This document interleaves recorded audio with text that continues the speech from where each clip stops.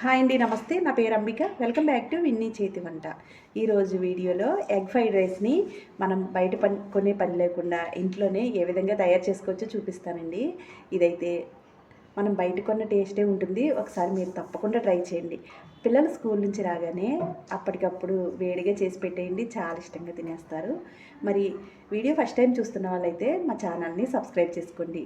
ఏ విధంగా తయారు చేసుకోవాలో చూపిస్తాను రండి. ముందుగా నేను ఇక్కడ ఒక గ్లాస్ వరకు అన్నాన్ని వండుకుని ఒక ప్లేట్లోకి తీసుకుని చల్లారబెట్టుకున్నాను. ఇది మనం వండుకునే అన్నం కన్నా కొద్దిగా పలుకుగా ఉంటేనే బాగుంటుందండి. తర్వాత స్టవ్ మీద ప్యాన్ పెట్టుకుని దానిలో కొద్దిగా ఆయిల్ వేసుకుని మీరు తీసుకునే క్వాంటిటీని బట్టి ఎగ్స్ వేసుకోవాలి. నేను ఇక్కడ 2 ఎగ్స్ వేసానండి. ఇవి వేసి పూర్తిగా ఈ విధంగా కలుపుకున్న తర్వాత ఫ్లేమ్ని హైలోనే పెట్టి ఈ ఫ్రైడ్ రైస్ అనేది చేయాలండి.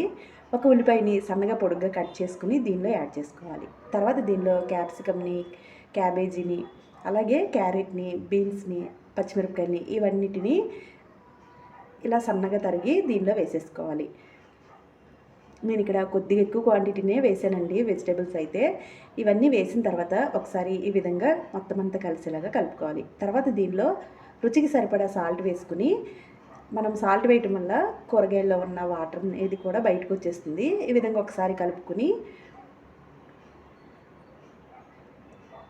తర్వాత దీనిలో 1 టేబుల్ స్పూన్ కారాన్ని, అలాగే ఒక 1/2 టేబుల్ స్పూన్ ధనియాల పొడిని, ఒక 1/2 టేబుల్ స్పూన్ వరకు గరం మసాలా పౌడర్ని వేసుకుని ఈ స్పైసెస్ అనేవి ఈ వెజిటేబుల్స్కి అన్నీ పట్టేలాగా ఒకసారి పూర్తిగా కలిపేసుకోవాలి.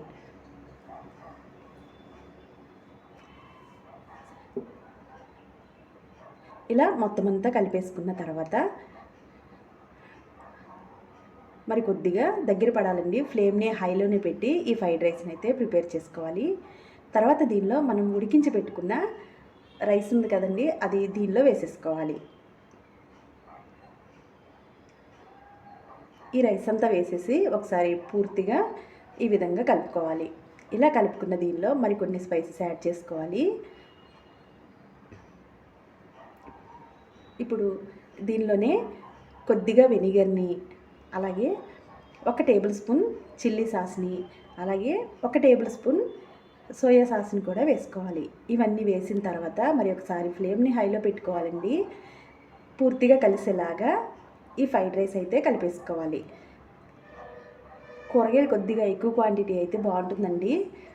తినడానికి కూడా ఒకసారి తప్పకుండా ట్రై చేయండి. అంతేనండి, ఇది బాగా కలిపేసుకుని సర్వ్ చేసుకుంటే వేడివేడిగా ఫ్రైడ్ రైస్ అయితే రెడీ అయిపోయినట్లే. ఒకసారి మీరు కూడా తప్పకుండా ట్రై చేసి మీకు ఎలా వచ్చిందో కింద కామెంట్ చేయండి. వీడియో నచ్చితే లైక్ చేసి మీ ఫ్రెండ్స్కి, రిలేటివ్స్కి షేర్ చేయండి. ఇలాంటి మరిన్ని వీడియోస్ కోసం మా విన్నీ చేతి వంట ఛానల్ని సబ్స్క్రైబ్ చేసుకోండి. Thank you for watching.